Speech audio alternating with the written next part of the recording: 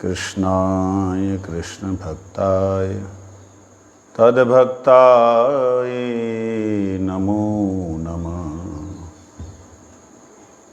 हम लोग श्री जय धर्म का अनुशीलन कर रहे हैं। जैव धर्म जीव का धर्म, धर्म अर्थात स्वभाव, धर्म अर्थात उसकी कॉन्स्टिट्यूशनल नेचर। इस विषय में हम लोग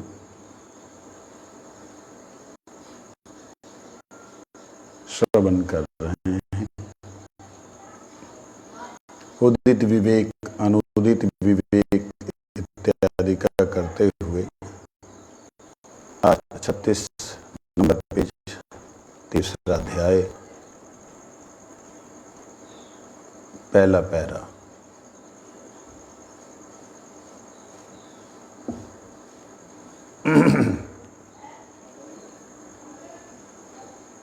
हाँ, ये कल हमने श्रवण किया था पहला पैरा, उदित विवेक वाला जो पैरा है उसे श्रवण किया था। आज आगे चलते हैं। नैमित्तिक धर्म में साक्षात चिद अनुशीलन नहीं है। चिद अनुशीलन के आश्रय में जड़ानुशीलन को ग्रहण करने से जब केवल चिद अनुशीलन रूप उपेय की प्राप्ति का उपाय मात्र होता है, चिद अनुशीलन के आश्रय में जड़ अनुशीलन को ग्रहण करने से वह केवल चिद अनुशीलन रूप उपेय की प्राप्ति का उपाय मात्र होता है। उपाय उपेय को देकर शांत हो जाता है। इसको भी हमने कल श्रवण किया था।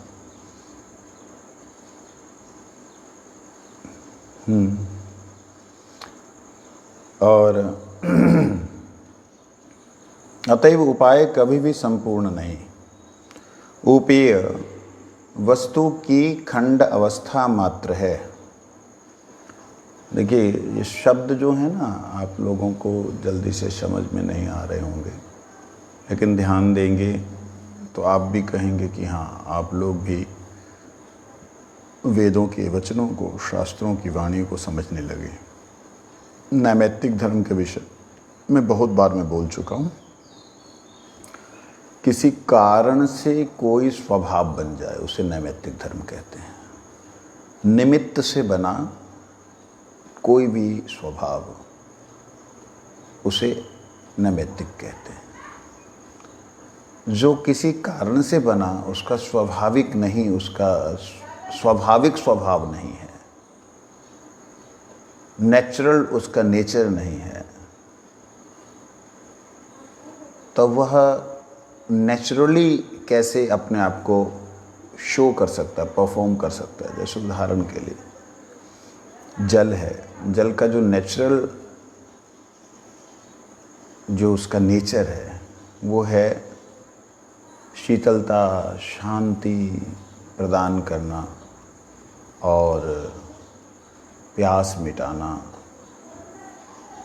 और तरलता, मेनली है तरलता। तरल जिस भी रंग में, जिस भी रूप में, जिस भी स्वाद में आप डाल दीजिए, वो उसके अनुसार अपने रूप को, अपने स्वाद को बदल देता है। तो वैसे जल का स्वभाव तो तरलता है, और किसी भी तरह का उसमें अपना कोई भी स्वरूप नहीं है। दिखने पर भी उसका अपना कोई ठोस रूप नहीं है।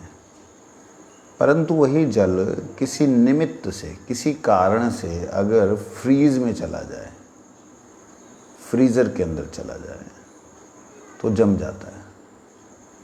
अब जब तक वो जमा हुआ है, ये बात ध्यान रखना, जब तक वो जमा हुआ है तब तक उसका नेचुरल तो स्वभाव नहीं रहेगा। बह जाना वो तो नेचुरल नहीं रहेगा, तो कठोर ही रहेगा। यही बात यहाँ कह रहे हैं। नैमित्तिक धर्म में साक्षात चिद अनुशीलन नहीं है, क्योंकि आत्मा क्या है? चिद अंश। आत्मा क्या है? चिद अंश, मतलब ज्ञान का अंश है। तो ज्ञान के अंश को अज्ञान रूपी शरीर से ढक दिया गया, और इस शरीर के जो स्वभाव है, शरीर का जो धर्म है, वो उसके ऊपर थोप दिया गया, तो अब उसके अंदर जो नेचुरल उसका स्वभाव ज्ञानमय था, वो क्या रह सकता है? नहीं रह सकता। इसलिए कहते हैं नैमित्तिक धर्म में साक्षात चिद अनुशीलन नहीं है, ये बात कही। फिर उसके बाद एक बात कही, दिखने में लग सकता है चिद अनुशीलन, जैसे हम लोग कर रहे हैं, भगवान का भजन कर रहे हैं, साधन कर रहे हैं, देखने में लग सकता है कि ये चिद अनुशीलन है, लेकिन अगर इस चिद अनुशीलन में कोई कारण लेके कर रहे हैं, अकारण नहीं, कोई कारण लेके कर रहे हैं, तो क्या कि ये चिद अनुशीलन उस कारण के लिए हो रहा है। जैसे ही वो प्राप्त हो जाएगा, जिस काम के लिए कर रहे हैं वो प्राप्ति होगी, तो उसका अनुशीलन भी खत्म होगी।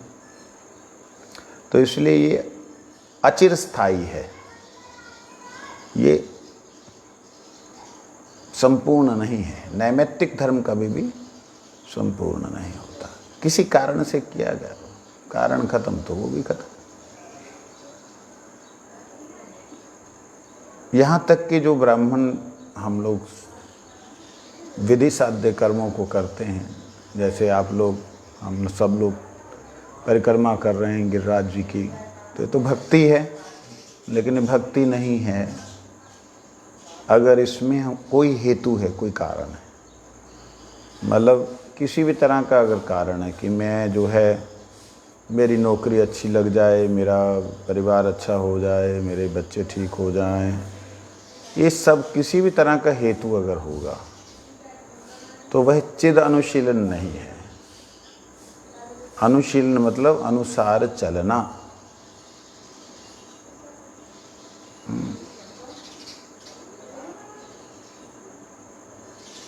वो जड़ अनुशीलन है, शरीर और शरीर संबंधी व्यक्तियों के अनुसार चलने वाला उसका स्वभाव बना हुआ। इसलिए कहते हैं वो कभी भी संपूर्ण तत्व नहीं हो सकते। हालांकि जैसे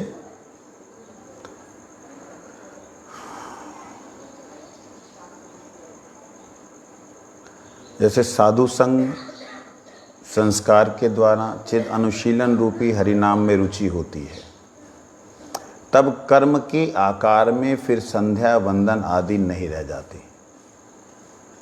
जो हम संध्या वंदन करते हैं, जो हरिनाम करते हैं, संध्या वंदन शरीर की पवित्रता है, मंत्र मन की पवित्रता के लिए, तंत्र तन की पवित्रता के लिए। ये जो त्र शब्द है, इससे पता लगना चाहिए त्राण, त्र शब्द त्राण से आता है।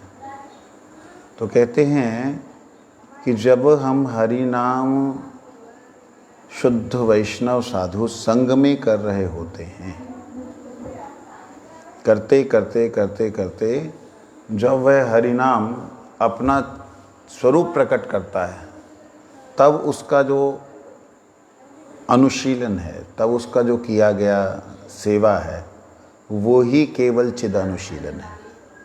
चिद मतलब परमात्मा, चिद मतलब आत्मा, आत्मा का अनुशीलन है या परमात्मा का अनुशीलन। उससे पहले नहीं है। मतलब हम जो इस वक्त कर रहे हैं, ये सब साधन हैं उस चिद अनुशीलन के। समझ लग रही बात? जितने भी हम संध्या बंदन नियम पालन कर रहे हैं, ये सब साधन उस शुद्ध हरि नाम को उतारने के लिए। जैसे कोई बहुत ज़्यादा प्योर चीज़ हो, स्पिरिट हो, स्पिरिट, तो अगर आपको स्पिरिट को संजो के रखना है तो आपको क्या करना पड़ेगा? कपड़े में रख सकते हैं? रख सकते हैं? सुन रहे हो? स्पिरिट नहीं पता? स्पिरिट बताना क्या होता है?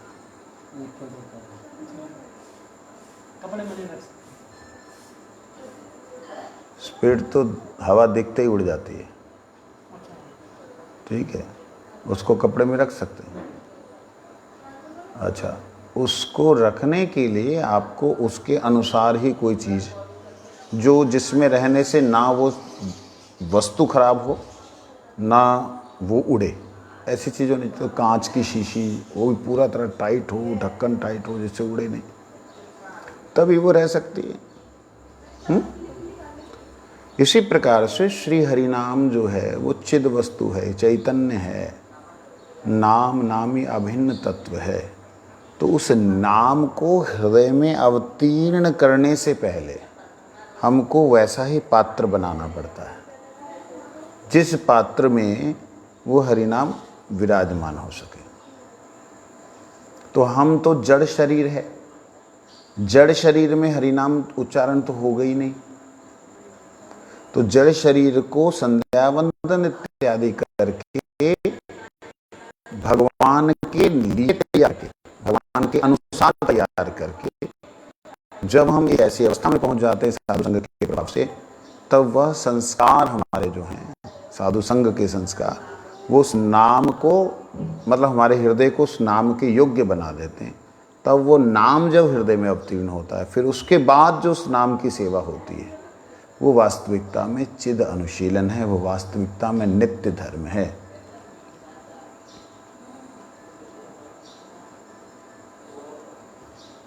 ये बात हम लोगों ने श्रवण की थी। यहाँ तक हम लोग कल श्रवण कर चुके थे ब्राह्मण इत्यादि के धर्म के बारे में, चंडाल का जन्म हुआ, नैमित्तिक धर्म का लंबा हमने श्रवण कर लिया था। यहाँ तक कि वैष्णव धर्म क्या है उसको भी हमने श्रवण कर लिया था कि वैष्णव धर्म क्या वो उसको नित्य कहेंगे। वह बड़ी सुंदर उसमें बात कही थी कि जो जड़ संबंधी विषयों में से चिद अनुशीलन के अनुकूल विषयों को आदरपूर्वक ग्रहण करते हैं तथा सभी प्रतिकूल विषयों का वर्जन करते हैं, वे शास्त्र विधि निषेध के अधीन होकर काम नहीं करते। ये देखिए कल इसका विशद वर्णन किया था, आप लोग पढ़ लीजिएगा, उसको दोबारा से देख लीजिएगा।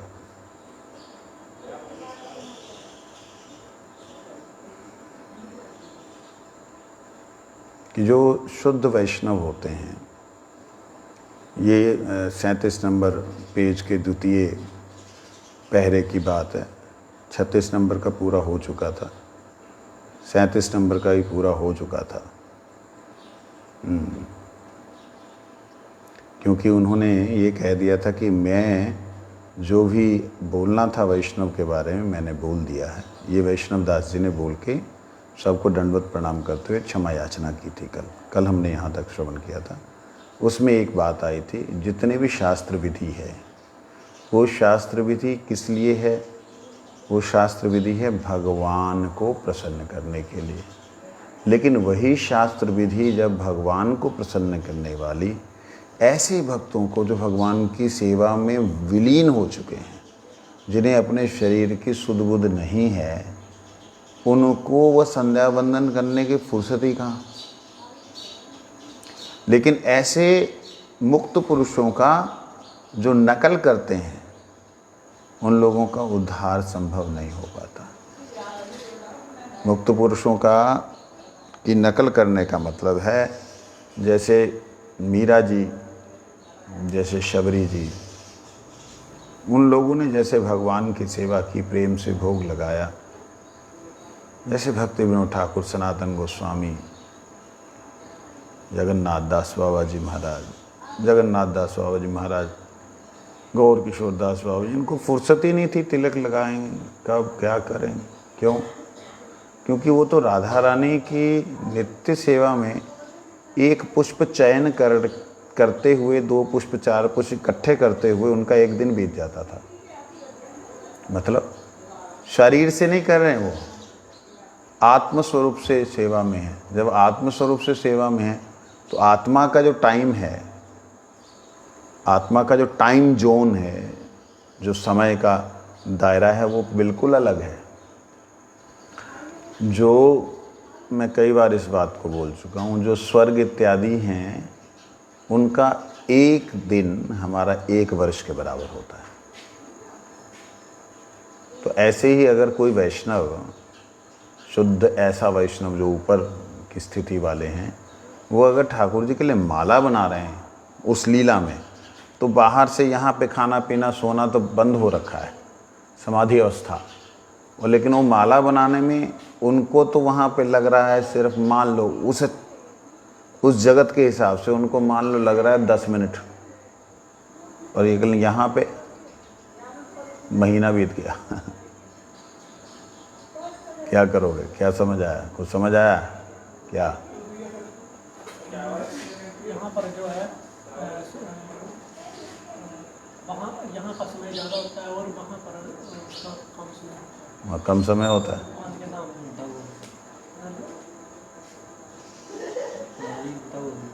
मतलब शरीर का ही विभोग जो सिद्ध होते हैं, जो भगवान को प्राप्त करते हैं, सिद्ध होते हैं, वो मन से तो वहाँ होते हैं, भगवान के धाम में सेवा करते हैं। मन से नहीं होते, मन वहाँ पहुँचता नहीं, आत्मा मन यही रहता है।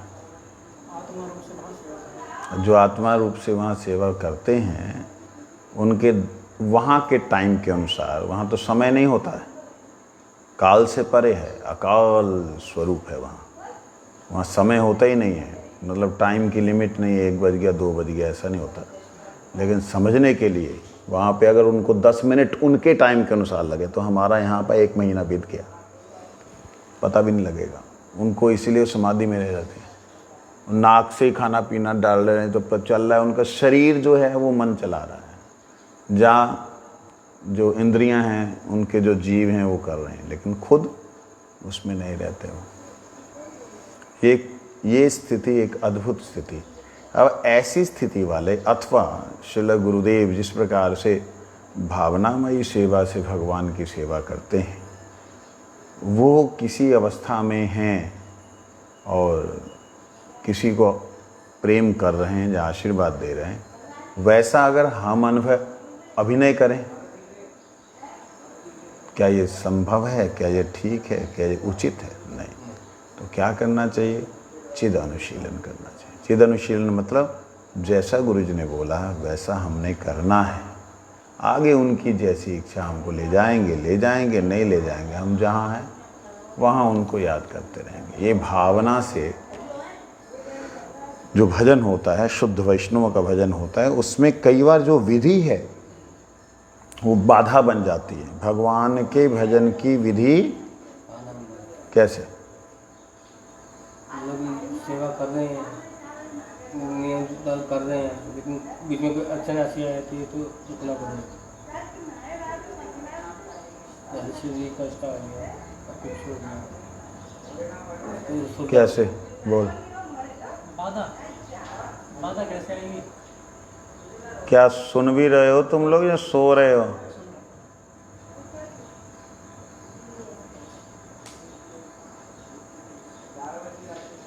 भगवान का भजन करने की विधि, संध्या बंदन, हरिनाम, माला करना और भगवान की पूजा करना, भगवान के लिए भोग बनाना, ये सारी की सारी भगवान की सेवा की विधि है। ये विधि भी बाधा बन जाती है कभी कभी उन महापुरुषों के लिए जो भगवान के नित्य सेवा में जाते हैं। इसलिए वो लोग इस बाधा को ध्यान नहीं देते। मतलब उनका तिलक, संध्या बंदन इत्यादि कई बार दिखाई नहीं देता, लेकिन वो भगवत सेवा में होते हैं। ये है इसका मतलब। 50 बार कल से समझा चुका हूँ, और ध्यान से समझने का प्रयास करो। ये बात बोल करके उन्होंने कहा, वैष्णव ही जगत के बंधु हैं, वैष्णव ही जगत के मंगलकारी हैं, इसलिए मुझे जो कहना था उसे मैंने कह दिया। क्योंकि जिसने प्रश्न किया था वो आया था कौन? वो जो गवैया था, बढ़िया गायक। तो जो प्रश्न किया था उसने, उसका यही था कि भाई ब्राह्मण तो सर्वश्रेष्ठ है, फिर वैष्णव जो है वो नीच जाति, जहाँ ऐसा होने से उसको कैसे आप श्रेष्ठ मतलब बोल सकते हैं? उसकी और वैष्णव और ब्राह्मण की स्थिति कहाँ है, ये उसने क्वेश्चन किया था। उसका जवाब आखिर में ये दिया कि ब्राह्मण सद्गुण संपन्न होने पे भी, उसके सारे के सारे गुण होने पर भी अगर भक्ति नहीं है तो ब्राह्मण संग हमारे लिए परम मंगलकारी नहीं है। अवश्य कुछ अच्छा तो करता ही है, परंतु परम मंगलकारी वही है कि अगर कोई वैष्णव भक्ति में लीन होकर भगवान की सेवा करता है, उसका संग, वही परम मंगलकारी। ये बात सिद्ध की इतने दिनों में हमारे श्री वैष्णव दास जी ने। ठीक है ना। वैष्णव दास कौन है? बाबा जी। कौन है? पहले कौन थे? सन्यासी थे, जो बड़े पंडित विद्वान जो सन्यासी थे, वही वैष्णव दास बने। यह कहते हुए जब वैष्णव दास वैष्णव सभा को साष्टांग प्रणाम करे किनारे पे बैठ गए, क्योंकि उस समय में इतने बड़े बड़े वैष्णव थे, उनके बीच में उनको बोला गया कि आप बोलिए, तो खड़े होकर के विद्वानों की सभा में वो बोले। अब बोल करके विनम्रता के साथ किनारे बैठ गए।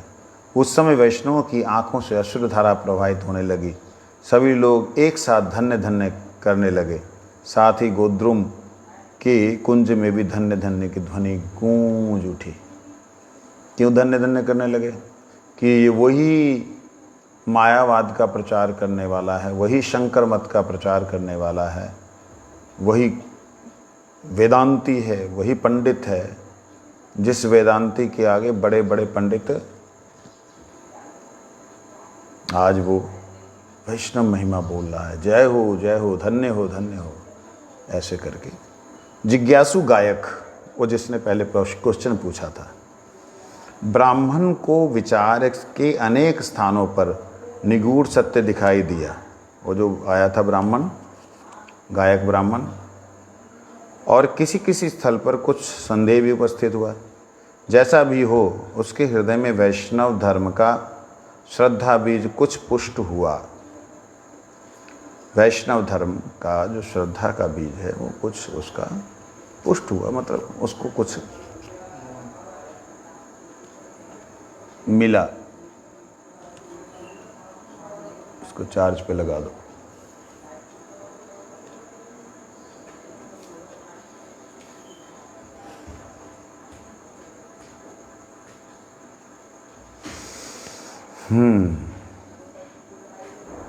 उन्होंने हाथ जोड़कर कहा, महोदयगण, मैं वैष्णव नहीं हूं। कि उन्होंने कहा,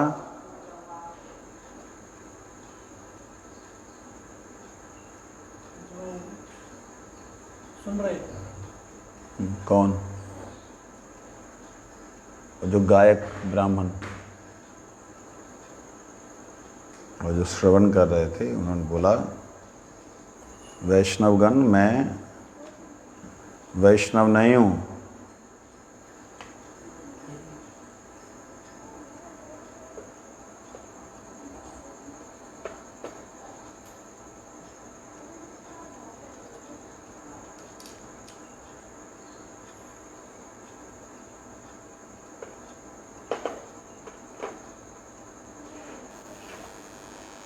छोटी तार क्यों लगा रहे हो प्रभु?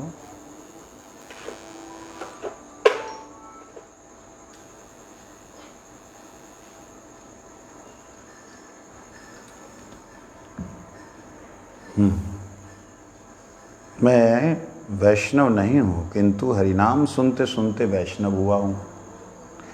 आप लोग जो हरिनाम कर रहे हो, आप लोग जो गुणगान कर रहे हो प्रभु का, उसको सुनते सुनते मैं वैष्णव हुआ हूँ। आप लोग यदि कृपा कर मुझे कुछ कुछ शिक्षा देंगे तो मेरे संदेह दूर हो जाएंगे। ये उन्होंने निवेदन किया। किन्होंने?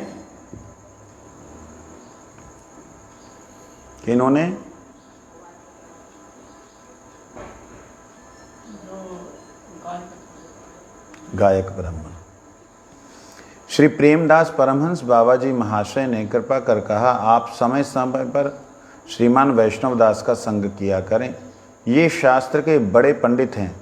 वेदांत शास्त्र के गंभीर अध्ययन के बाद संन्यास ग्रहण कर ये वाराणसी में वास करते थे। हमारे प्राणपति श्री कृष्ण चैतन्य ने असीम कृपा प्रकाश करके इन्हें इस नवद्वीप धाम में खींच लिया है। इस समय ये वैष्णव तत्व के पूर्ण पंडित हैं। हरि नाम में इनकी प्रगाढ़ निष्ठा हो गई है। अब बाबा जी महाराज परमहंस प्रेमदास बाबा, प्रभु ऊपर ऊपर की लाइटें बंद करने के लिए बोलना। बुद्धि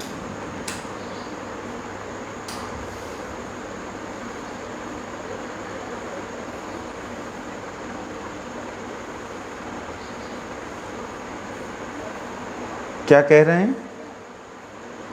महाप्रभु श्री कृष्ण चैतन्य देव ने कृपा परवश हो करके इनको नवदीप में खींचा है। ये हैं कौन? बड़े विद्वान हैं, बड़े विशेष पंडित हैं, वेदांत शास्त्र इत्यादि में इनकी गंभीर गोता खाया हुआ है। प्रश्नकर्ता का नाम श्री कालिदास लाहाड़ी था। जो पहले प्रश्न कर रहे थे वो गायक, उनका नाम था श्री कालिदास लाहिड़ी।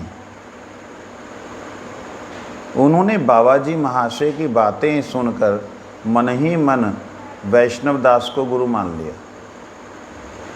देखो, प्रेमदास बाबा जी महाराज गुरु, उनका शिष्य अभी आया, सन्यासी था, बाबा जी वेश लिया वैष्णव दास, और मन ही मन इस लाहाड़ी महाशय ने उस वैष्णव दास को अपना गुरु मान लिया।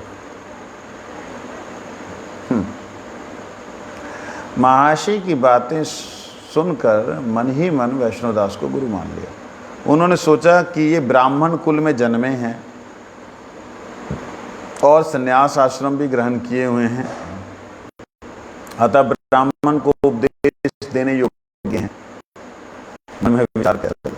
इसके अतिरिक्त वैष्णव तत्व में इनका विशेष पांडित्य दिखाई देता है। इनसे वैष्णव धर्म की कितनी ही बातें सीखी जा सकती हैं। ऐसा सोचकर लाहिड़ी महाशय ने वैष्णव दास के चरणों में दंडवत प्रणाम करके कहा, महाशय आप मुझ पर कृपा करें। लाहिड़ी महाशय जो हैं श्री कालिदास, उनके में अभी भी ब्राह्मण का अभिमान है। वैष्णव महिमा इतनी सुनने पर भी ब्राह्मणत्व का अभिमान है, और इसीलिए उन्होंने सोचा ये तो ये ब्राह्मण है, सन्यासी थे, वैष्णव धर्म सन्यासी हैं और वैष्णव धर्म को इन्होंने बड़े अच्छे ढंग से सीखा, इनसे मैं सीखूंगा, ये कुछ योग्य है। ऐसी होती है बुद्धि। जो लोग वैष्णवों का संग नहीं करते बचपन से, सारा जीवन जिन्होंने संसार के अभिमान बिताया होता है,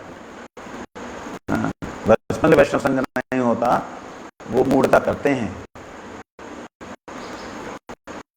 उनको ऐसा लगता है कि हम तो इतना पढ़े लिखे, हमको क्या शिक्षा देंगे। इनका क्या है, वही पोथी पढ़ पढ़ के बोलते रहते हैं, ऐसे बोलते। अरे मूर्खो, तुम खुद भी तो देखो, पोथी पढ़ के ही तो तुम विद्वान हुए हो। वो जो अपने आप को विद्वान या सभ्य समझ रहा है, जो भी व्यक्ति इस संसार के अंदर वैष्णव को मूर्ख समझता है, उसके लिए बोलना, अरे मूर्ख, खुद तो देख, तू भी तो ABC पढ़ करके ही एप्पल पैपल बोल रहा है।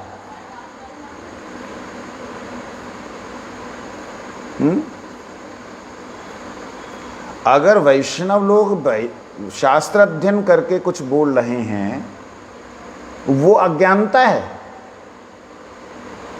वो विद्वता नहीं है, वो विद्वान नहीं है, वो तो पोथी पढ़ के बोल रहे हैं। अच्छा, तुम जो बोल रहे हो, तुम भी तो पोथी पढ़ के पंडित हुए, माना तुम्हारी वैष्णवता तुम्हारी खोपड़ी में नहीं आ रही, मान लिया, लेकिन कम से कम उनका ज्ञान उस मार्ग का जो है वो तो तुम ले सकते हो, लेकिन अभिमानवश लोग नहीं ले पाते। तो ऐसा ही कुछ अभिमान श्री कालिदास लाहाड़ी जी के हृदय में है।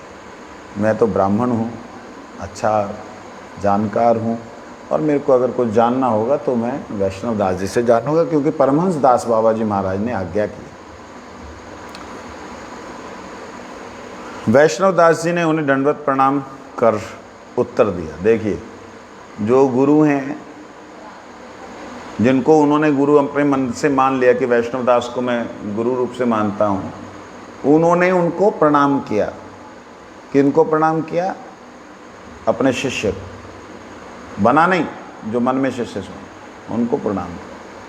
कह के मैं आप कृपा होने से, आपकी कृपा होने से मैं कृतार्थ हो जाऊंगा, अर्थात आप मेरे से पूछेंगे तो मेरा जीवन धन्य हो जाएगा। किसने बोला? सो गए। किसने बोला ये?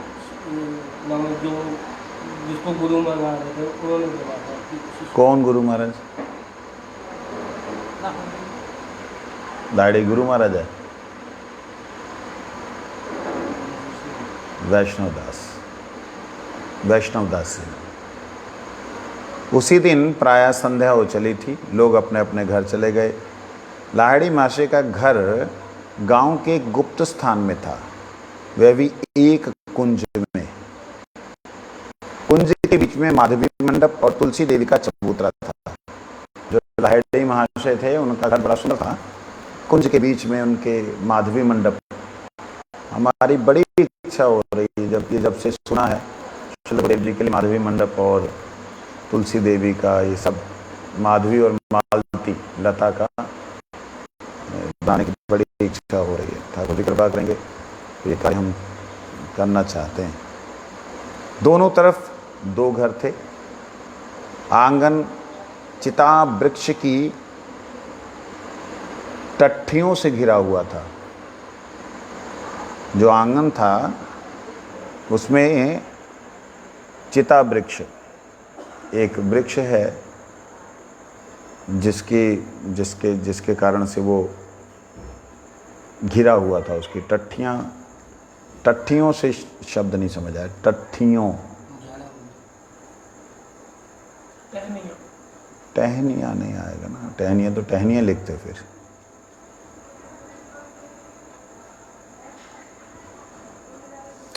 बेल, नीम और कई फल फूलों के वृक्ष वहाँ शोभा पा रहे थे। उस समय उस कुंज के अधिकारी माधवदास बाबा थे।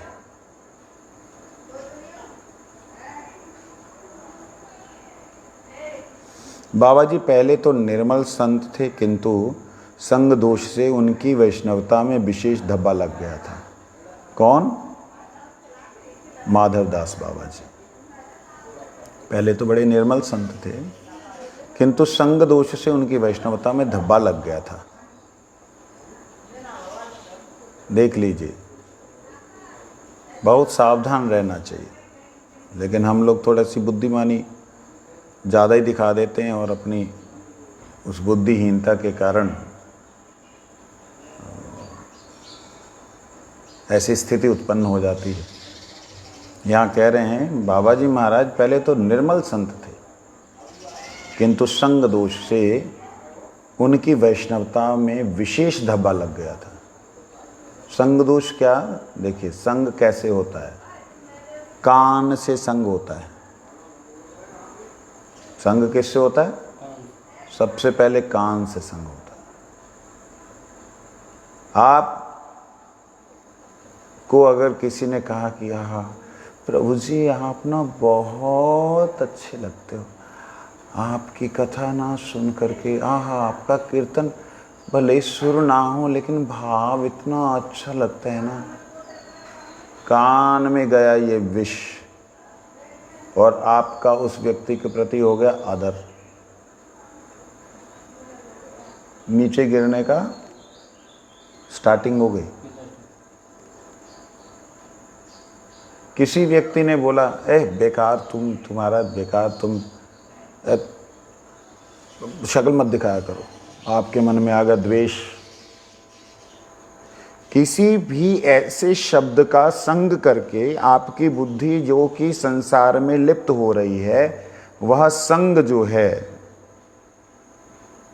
वो दोष है, वो संग दोष है।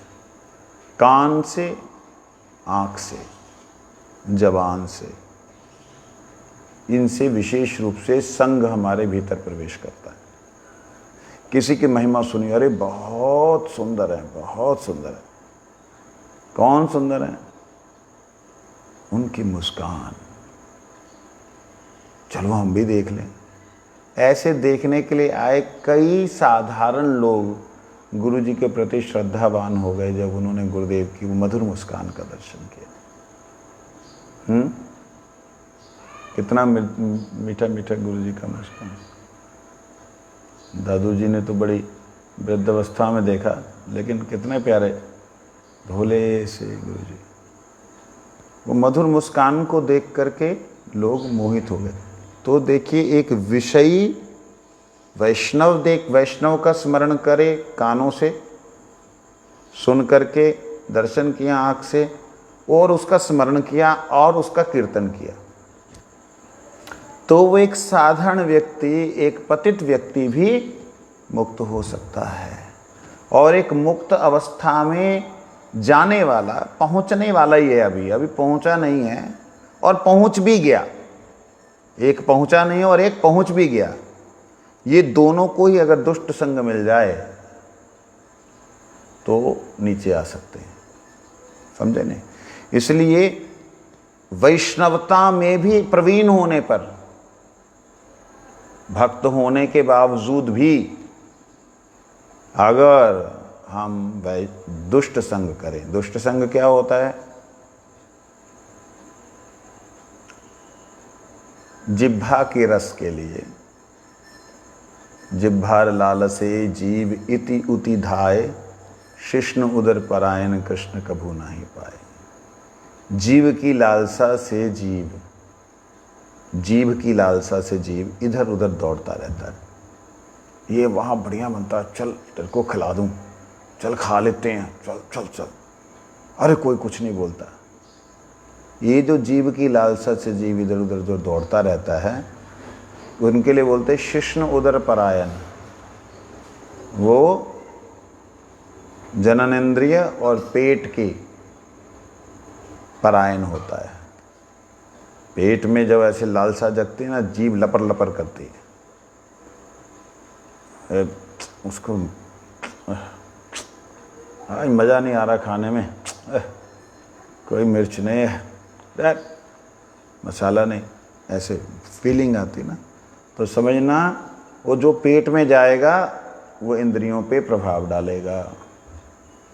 इसलिए ऐसा संग नहीं करना।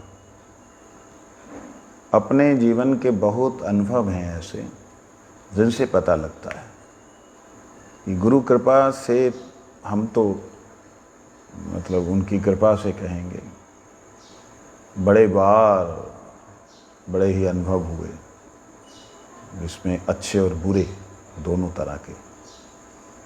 समझे उस बात को। कान से श्रवण करना किसी के गुण को और अपने गुण को, वैष्णव को छोड़कर माया के, तो संसार में गिरने के चांसेस है। बोलना, देखना, किसी भी तरह से 6 जो हमारी इंद्रियां हैं, इन इंद्रियों के द्वारा, पंच इंद्रियों के द्वारा, छठा मन के द्वारा किसी भी तत्व का संग करने से हमारा पतन होने का चांसेस है। ऐसा यहाँ पर दिखलाया श्री माधवदास बाबा जी महाराज। कहते हैं पहले बड़े निर्मल संत थे, यहाँ लिखा है पहले तो निर्मल संत थे, किंतु संग दोष से उनकी वैष्णवता में विशेष धब्बा लग गया था। स्त्री संग के दोष से दूषित होने से भजन आदि घट गया था। संग दोष, आपने किसी से वार्तालाप किया, वो बंदा दिल में घुस गया।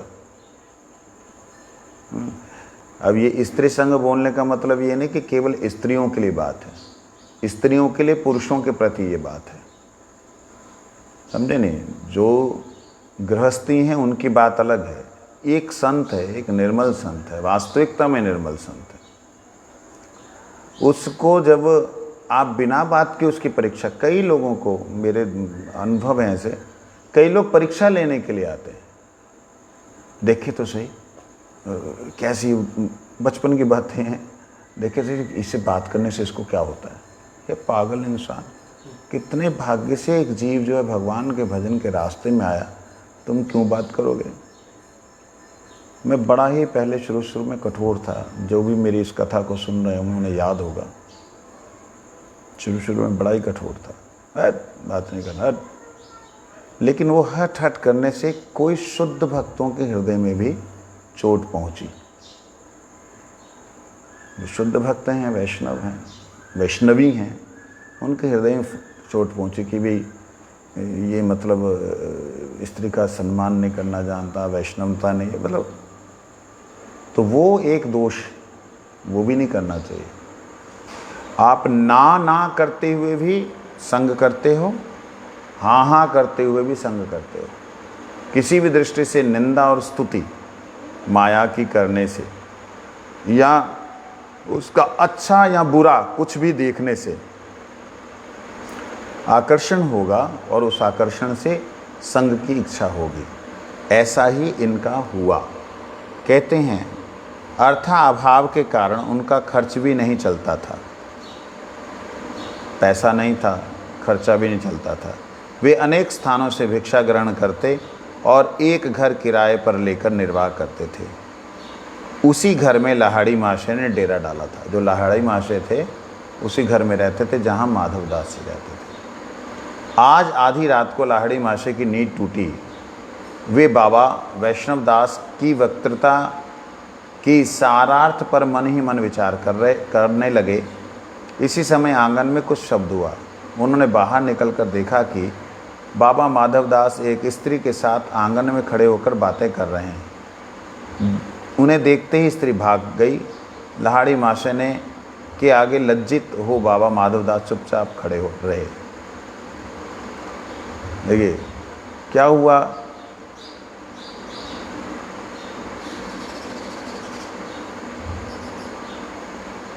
उसी घर में वो रहते थे। कौन रहते थे? माधवदास जी और लाहाड़ी महाशय। बाबा वैष्णवदास की वक्तृता के सारार्थ पर मन ही मन विचार कर रहे थे। कौन कर रहे थे? लाहाड़ी महाशय। अचानक से उनकी शब्द सुनाई दिया कि कोई स्त्री पुरुष का शब्द आ रहा है। उन्होंने बाहर निकल के देखा तो माधवदास जी किसी स्त्री के साथ आंगन में खड़े होकर बात कर रहे थे। वो स्त्री उनको देख के भाग गई, जिससे वे लाहाड़ी महाशय के आगे वो माधवदास बाबा जी लज्जित हो गए। लाहाड़ी महाशय ने कहा, बाबा जी मामला क्या है, क्या चक्कर है? माधवदास जी ने सजल नयनों से कहा, मेरा दुर्भाग्य है। आंखें भर आई उनकी। निर्मल थे बेचारे, संग के प्रभाव से ऐसा हो गया। मेरा दुर्भाग्य, मैं क्या कहूँ। हाय, मैं क्या था, क्या हो गया। परमहंस बाबा जी महाशय मुझ पर कितनी श्रद्धा रखते थे, अब उनके निकट जाने में मुझे लज्जा लगती है। माधवदास बाबा जी, परमहंस बाबा जी मतलब प्रेमदास परमहंस बाबा जी महाराज, वो महात्मा, इतने बड़े महात्मा भी जिन माधवदास पर श्रद्धा रखते थे कि नहीं बहुत अच्छा है, विश्वास था उनका। कहते अब मेरे को उनके पास जाने में ही लज्जा हो रही है। लाहाड़ी महाशय ने कहा, साफ साफ कहिए तो मेरी समझ में कुछ आवे। माधवदास जी ने कहा, जिस स्त्री को आपने देखा वह मेरे को आश्रम की विवाहिता पत्नी है। आपने जिसको अभी देखा था, मेरे पूर्वाश्रम में गृहस्थ में था, तो वो विवाहिता स्त्री थी। मेरे वेश ग्रहण करने के कुछ दिन बाद वो श्रीपाठ शांतिपुर में गंगा के किनारे कुटी बनाकर रहने लगी। इसी तरह बहुत दिन बीत गए। एक दिन मैंने श्रीपाठ शांतिपुर में गंगा के किनारे उन्हें देखकर कहा, तुमने क्यों गृह त्याग दिया? उन्होंने मुझे समझाया, संसार अब मुझे अच्छा नहीं लगता। आपकी चरण सेवा से वंचित हो मैं तीर्थवास कर रही हूँ। भिक्षा शिक्षा करके किसी प्रकार जीवन निर्वाह कर रही हूँ। इस पर मैं उनसे और कुछ ना कहकर गोद्रुम लौट आया। वे भी धीरे धीरे गोद्रुम में आकर एक अहीर के घर रहने लगी। प्रतिदिन किसी न किसी स्थान में उनसे भेंट हो जाती थी। मैं उनसे पीछा छुड़ाने की जितनी इच्छा करता, वे उतनी ही अधिक घनिष्ठता बढ़ाने लगी। अब उन्होंने एक आश्रम बनाया है। अधिक रात बीतने पर यहाँ आकर मेरा सर्वनाश करने का प्रयत्न करती हैं। चारों ओर मेरी बदनामी फैल रही है। साथ ही साथ मेरा भजन आदि भी घट गया है। श्री कृष्ण चैतन्य के दासों में मैं कुलांगार हूँ। छोटे हरिदास को दंड मिलने के बाद अब मैं भी एक दंडनीय मनुष्य हो गया हूँ। श्री गोद्रुम के बाबा लोगों ने कृपा कर अब तक मुझे दंड नहीं दिया, किंतु अब मुझ पर श्रद्धा नहीं करते। मतलब ये भी एक प्रौढ़ अवस्था के संत हैं, ये तो साधारण व्यक्ति नहीं। कहते उस स्त्री ने मेरी ने एक आश्रम बना लिया है और जैसी अधिक रात बीतती है तो मेरा सर्वनाश करने के लिए आ जाती है और मैं बहुत दुखी हूँ। मेरे को तो ऐसा दंड मिलना चाहिए जो दंड छोटे हरिदास को मिला, और परंतु वैष्णवों ने अभी तक मुझे दंड नहीं दिया है। ये मेरे लिए बड़ा दुर्भाग्य है, परंतु अब वो मेरे पे श्रद्धा भी नहीं करते, उनका मेरे पे विश्वास भी नहीं रहा। उनकी बातें सुनकर लाहाड़ी महाशय ने कहा, बाबा माधवदास जी अब आप सावधान हो जाइए। ऐसा कहते हुए अपनी कोठरी में चले गए। बाबा जी भी अपनी गद्दी पर चले गए। रात को लाहाड़ी महाशय की नींद ना आई। वे मन ही मन कहने लगे कि बाबा माधवदास तो बनतासी होकर अधपतत हो गए। बनतासी का अर्थ होता है, पहले ब्रह्मचारी था, बाद में गृहस्थी हुआ, फिर वानप्रस्थी हुआ, फिर सन्यासी हुआ। तो जिस स्त्री को वो छोड़ करके आया है, उसी स्त्री को वह सन्यास लेने के बाद अगर संबंध रखता है तो उसे सन्यासी की जगह बनतासी कहा जाता है। समझे नहीं? क्या कहा जाता है? हैं? बंदासी। बंदासी।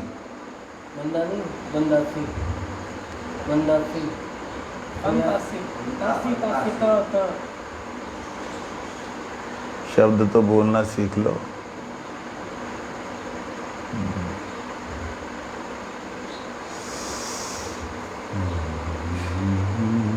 इसलिए उन्होंने सोच लिया कि अब मेरा यहाँ रहना ठीक नहीं होगा। किन्होंने?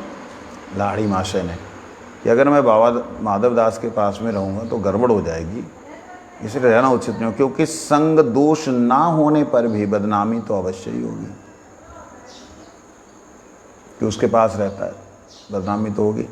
फिर शुद्ध वैष्णवगण मुझे भी श्रद्धा नहीं करेंगे, श्रद्धा के साथ शिक्षा नहीं देंगे।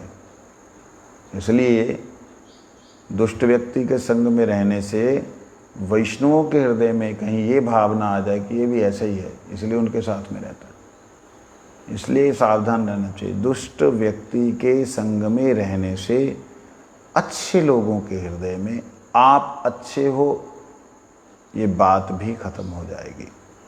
प्रातःकाल ही उन्होंने प्रद्युम्न कुंज में आकर यथाविधि वैष्णव दास का अभिवादन कर उनसे कुंज में रहने के लिए एक स्थान मांगा।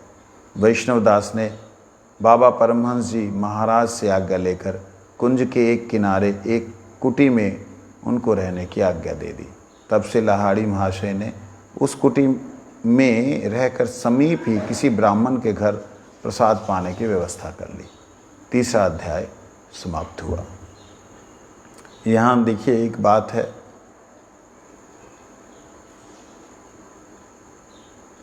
हाँ, ये जब मैं कुंज वगैरह सुनता हूँ ना तो गुरुजी की एक बात याद आती है। जब हमने बतलाया कि गुरुजी आ गए थे यहाँ पे, क्या नाम, इतिहास केंद्र में, तो उस वक्त गुरुजी ने पूछा तुम कहाँ रहता है। मैंने बताया कि मैं ऐसे ऐसे, हम तो तुम्हारे वहाँ जाना था। तब हमारे ना छोटे मोटे यहाँ पेड़ पूड़ थे, मतलब घास फास लगी हुई थी थोड़ी बहुत, दिखने में थोड़ा ठीक ही लगता था। यहाँ इस कमरे के बाहर कुछ भी नहीं था, सब खुला था, उसमें थोड़े फूल फाल लगे थे। तो गुरुजी को बगीचा फूल ये अच्छे लगते थे। तो गुरुजी ने एक बात कही थी, मेरे को जगह नहीं याद आ रही कि कहाँ कहीं, कलकत्ता में या कहाँ कहीं, मुझे याद नहीं आ रहा। गुरुजी ने कहा कि वो तो बहुत बड़ा कुंज है, पेड़ है ना तुम्हारे आश्रम में, तो वो गुरुजी को एक वो है, कल्पना है कि ऐसा होगा, ऐसा है, या ऐसा देखा उन्होंने। तो मेरी बड़ी इच्छा है कि कुंज बनाने की। हालांकि कैसे होगा, इसके लिए तो बंदे चाहिए सेवा के लिए ना।